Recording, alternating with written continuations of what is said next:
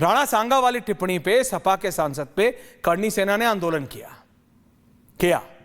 मैंने कहा 1 लाख सवाल है जो मैं पूछ सकता हूं और पूछूंगा अभी सूरजपाल अमू से। रतिंदर भाटिया जी, तलवारें क्यों ले रही हैं, लाठियां क्यों ले रही हैं? लेकिन फिर दोहरा रहा हूं अनुराग भदौरिया, एक व्यक्ति को चोट नहीं लगी है, किसी धार्मिक स्थल पे घटना नहीं हुई है। आपको दिख नहीं रहा है अनुराग भदौरिया जी कि आप जलेबी बनाने में या साधुओं को पानी पिलाने में आप इतने व्यस्त हो गए हैं कि मंदिर टूट रहा है, मंदिरों को आहत किया जा रहा है और आप मुस्कुरा रहे हैं। आप मुस्कुरा रहे हैं। प्रोफेसर साहब, क्यों पूछता है बार? क्यों चुप है समाजवादी पार्टी? देखिए, बोलिए। एवरीवन, मुझे इस बात पे हंसी आ रही कि आप किस तरह से बचाने की कोशिश कर रहे हैं सरकार को, करनी सेना आपको हमेशा बोल के बचा रहे हैं। देखिए, सवाल ये नहीं है। इसी तरह से अब बनारस में एक समाजवादी पार्टी के कार्यकर्ता को चाकू से मारा गया, आज की घटना है। कौन जिम्मेदार है? मतलब एक हिंदू दूसरे हिंदू को मार रहा है। आगरा की जिसकी आप बता रहे, तलवार लहराई जा रही थी, तलवार। हाँ, पता है। और उसमें कहा जा रहा था तलवार परेशान है, किस तरह से हम, सुनिए किस, अरे बोलने तो दो भाई, मैं किस तरह से तलवारें लहराई जा रही थी।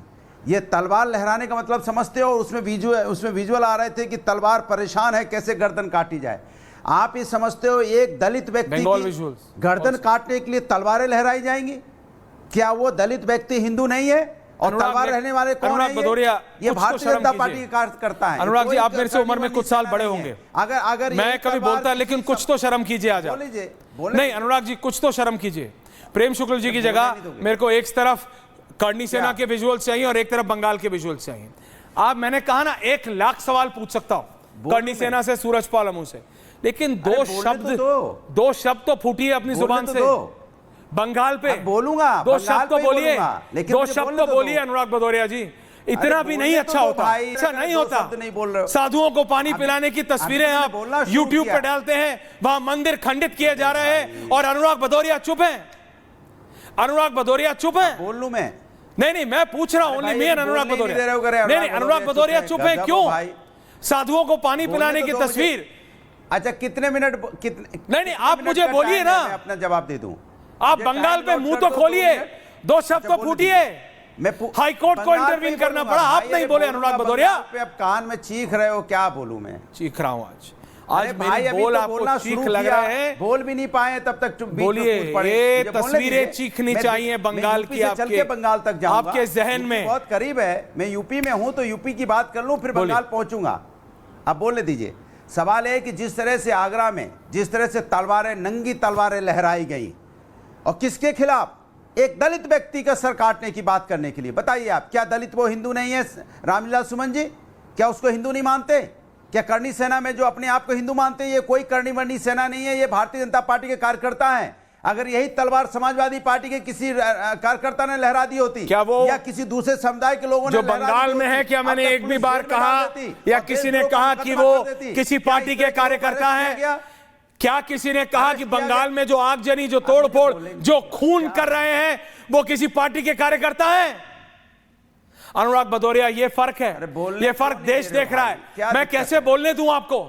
आपको मेरी आवाज आज चीख लग रही है। ये तस्वीरें, ये बाप बेटे की तस्वीरें आपके जहन में चीखेगी बहुत जमाने तक। बीजेपी को बचाना, बचा नहीं पाओगे। मुझे किसी को नहीं बचाना है, मुझे आपकी आंखें खोलनी है। बच नहीं पाओगे। साधुओं को पानी पिलाने वाले अनुराग भदौरिया से पूछता हूं मैं, और पूछता है भारत। आप नंगी तलवार लहराएंगे कि मंदिरों पे वार हो रहा था अनुराग भदौरिया, और तुम चुप थे। चिल्लाओ मत, बोलने दो। अनुराग भदौरिया, चुप क्यों थे आप?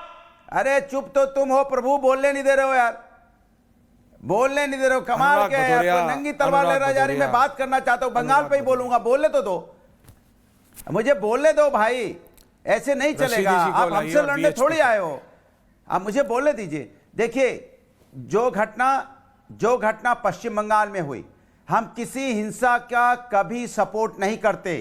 अगर जो हिंसा हो रही है वो निंदनीय है, और जो हिंसा जिन्होंने की उस पर कार्रवाई करनी चाहिए, क्योंकि हिंसा की जगह इस देश के अंदर में नहीं है, ना हिंसा की जगह हम लोग मानते हैं। हिंसा लोकतांत्रिक तरीके से होना चाहिए। लेकिन जो उत्तर प्रदेश में नंगी तलवारें लहराई गई, क्या किसी पे FIR हुई, कोई जेल भेजा गया? इसके मतलब बीजेपी के कार्यकर्ता इस तरह का माहौल खराब करेंगे। हिंदू हिंदू से लड़ा दिया, पहले हिंदू मुस्लिम का झगड़ा हो रहा था, अब हिंदू हिंदू लड़ेगा। ओके। मैंने इस तरह करनी सेना जाके दलितों पे वहां उसको धमकाएगी कि जो तलवार हुआ चला नहीं देंगे। आपको वो बताना आप है, इस जो तरह हुआ है वो आप दिखा इस नहीं। तरह की लड़ाई अनुराग भदौरिया, भारतीय now I have Janata to party intervene देश को लड़ाना मींस चाहती है, हिंदू मुस्लिम फिर हिंदू रशीदी जी, पहले तो मैं समझना चाहता हूं आप किस तरफ हैं, क्योंकि हर डिबेट में मुझे आजकल पहले एक बार पूछना पड़ता है। ओके अनुराग जी, प्रवेश जी को भी रखिए अनुराग जी की जगह।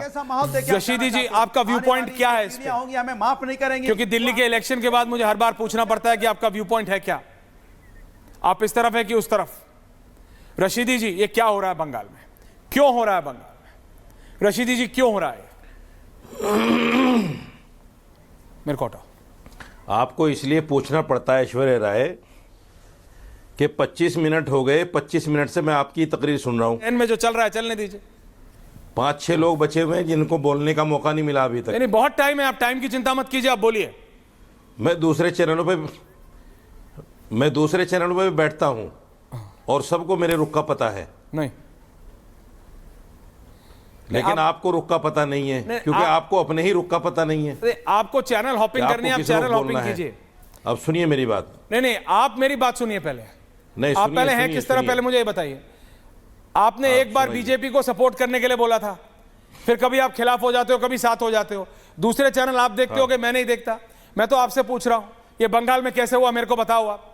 मेरी मर्जी मैं आपको 25 पे बुलाऊं कि 26 पे, आपकी मर्जी, आप आना चाहिए तो आइए, नहीं तो मत आइए। लेकिन ये बताइए कि ये बंगाल में क्यों हो रहा है? जो आप बंगाल में क्यों हो रहा है कहोगे, रशीदी जी, बंगाल में क्यों हो रहा है? फ्रैंकली पूछ रहा हूं, प्लीज बताइए, बंगाल में क्यों हो रहा है?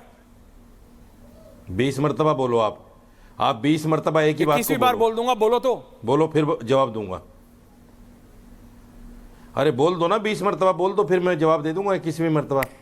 आप तो बोलने नहीं देते किसी को मेरे भाई, यही पूछते हो किस तरफ हो। अब आगे तो बोलिए। तो दो मेरे भाई, आपने बुलाया तो बोलने दो। मैं तमाम चैनलों पे इस बात की निंदा कर रहा हूं जो मुर्शिदाबाद में हुआ, तमाम चैनलों पे निंदा कर रहा हूं। और ये इसलिए हो रहा है क्योंकि कांग्रेस, तृणमूल कांग्रेस, समाजवादी पार्टी और जितने भी विपक्षी पार्टियां हैं, ये तमाम की तमाम जिस तरह पिछले 60 सालों से इन्होंने मुसलमानों को सड़कों पे रखा है, ये अभी भी सड़कों पे रखना चाहते हैं। ये मुसलमानों को पढ़ने नहीं देना चाहते, ये मुसलमानों को सही काम पे लगने नहीं देना चाहते।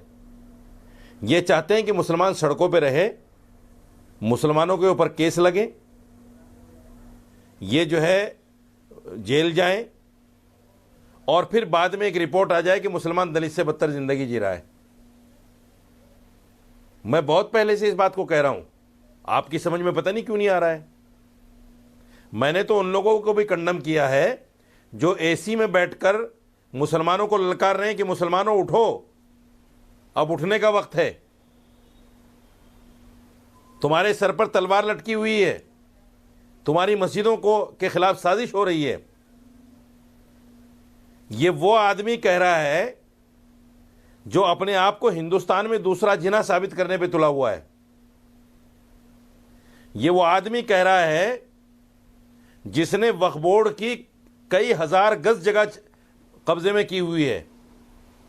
आप समझ गए होंगे मैं किसका नाम ले रहा हूं। जितने ये लोग मुसलमानों को सड़कों पर लाने की बात कर रहे हैं, ये सारे के सारे वो लोग हैं जिन्होंने वक्फ बोर्ड की जगह को हथिया रखा है, कब्जा रखा है। ये इसलिए मुसलमानों को सड़कों पर लाना चाहते हैं ताकि मुसलमानों के पीछे छुप सकें। जो जमीनें कब्जा कर रखी हैं, कहीं ऐसा ना हो इंप्लीमेंट होते ही सबसे पहले इनकी जांच शुरू हो जाए, इनसे ये जमीनें वापस लेनी शुरू हो जाएं। अरे भाई, जब आप खुद वक्फ बोर्ड की जमीन पर कब्जा करे बैठे हो तो किस मुंह से मुसलमानों से कह रहे हो कि हम इस बिल को नहीं मानेंगे? राशिद जी, कौन से कह रहे हो? ओके रशीदी जी, सबसे पहले आपको सामने आना चाहिए, सामने आकर कहना चाहिए जितनी जमीनें हमारे पास हैं, हम आज से उस जमीन का सर्किल रेट के हिसाब से किराया देंगे, नहीं तो वक्फ बोर्ड के ऊपर छोड़ देंगे।